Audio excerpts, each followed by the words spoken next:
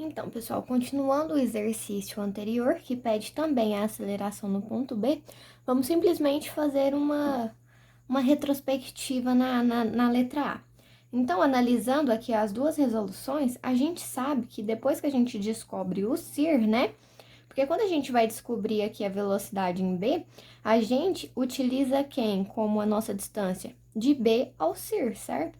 Então, conhecendo o nosso CIR aqui dessa forma, a gente sabe que ele ajuda muito aqui na resolução do nosso problema, né? Então, em vez de fazer uma conta extremamente extensa usando produto vetorial, a gente pode simplesmente usar o nosso CIR.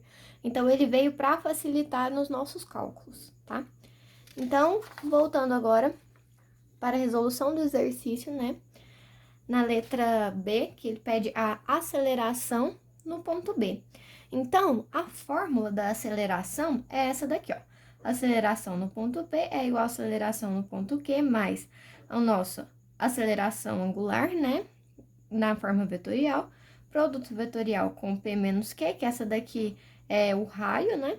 Mais a nossa velocidade angular, produto vetorial da nossa velocidade angular pelo nosso raio, tá? Então, a gente fazendo a substituição agora, olhando aqui, ó, no nosso exercício, vai ficar quem? O ponto P é o ponto B que a gente quer descobrir, né?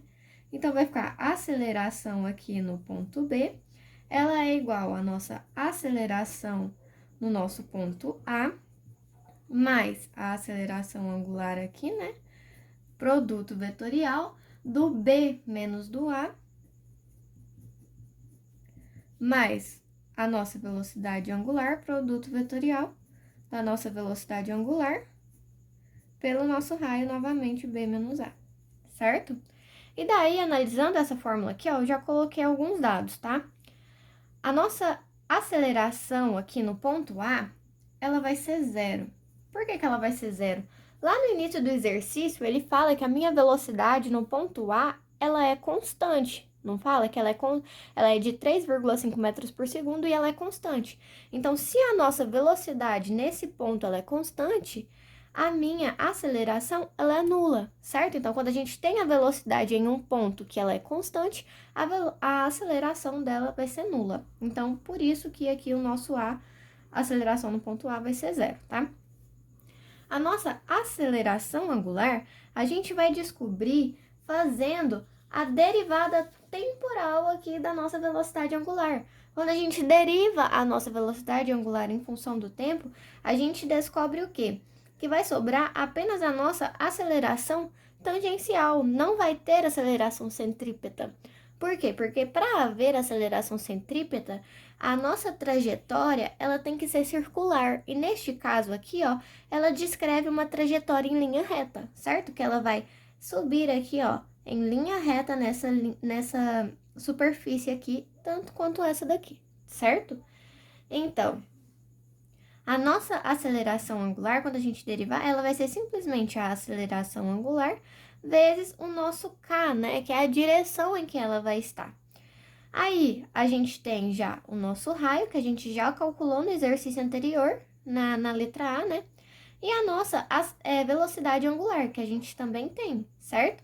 A gente calculou ela, que ela foi 4,38, certo? Então, a gente pegou simplesmente a direção dela, que, segundo a regra da mão direita, ela estava apontando para cima, né? Na direção do nosso eixo Z, que no caso é o K aqui, tá bom? E agora, o que a gente vai fazer? Para a gente resolver essa equação, a gente já tem esses valores aqui, certo? Mas a gente precisa identificar esse AB, a aceleração no ponto B. Como que a gente vai identificar a aceleração no ponto B? Vamos analisar aqui para onde ela está indo, tá? A aceleração no ponto B, a gente sabe que ela vai ser tangencial ao ponto, certo? Porque como não tem aceleração centrípeta, né? Então ela não está descrevendo uma trajetória circular. Então ela vai estar aqui, ó, na direção aqui do nosso bebê, certo? E o que vai acontecer aqui? A gente sabe que ela vai ser tangencial ao plano a nossa aceleração, certo? Se ela vai ser tangencial ao plano, então ela vai ter duas componentes. Ela vai ter uma componente tanto em x quanto uma componente em y. Então, como que a gente vai calcular isso? Ó, para ficar mais fácil de entender, a gente vai desenhar o plano aqui, ó. O plano novamente com o plano inclinado, tá? O plano inclinado aqui e aqui. Certo? E vou fazer o triângulo pequenininho aqui. Já mostro para vocês de onde eu tirei esse triângulo pequenininho.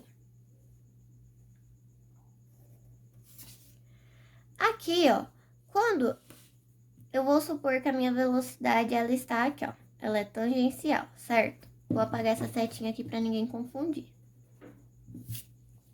Então, eu sei que a minha aceleração no ponto B, ela vai ter uma componente aqui, ó, em Y, e ela vai ter uma componente aqui, ó, em X, certo?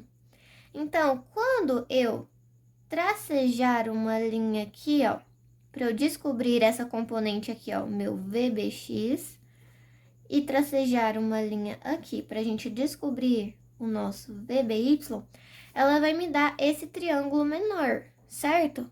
Que no caso, esse triângulo menor, eu vou estar exemplificando como esse triângulo aqui, tá? E esse triângulo maior aqui, eu vou estar exemplificando ele aqui, certo? Então, essa componente aqui, ó, vai ser o meu VB, vai ser a minha AB, né? A minha aceleração. Minha aceleração no ponto B, tá? Essa daqui vai ser a minha aceleração do ponto B em X, tá?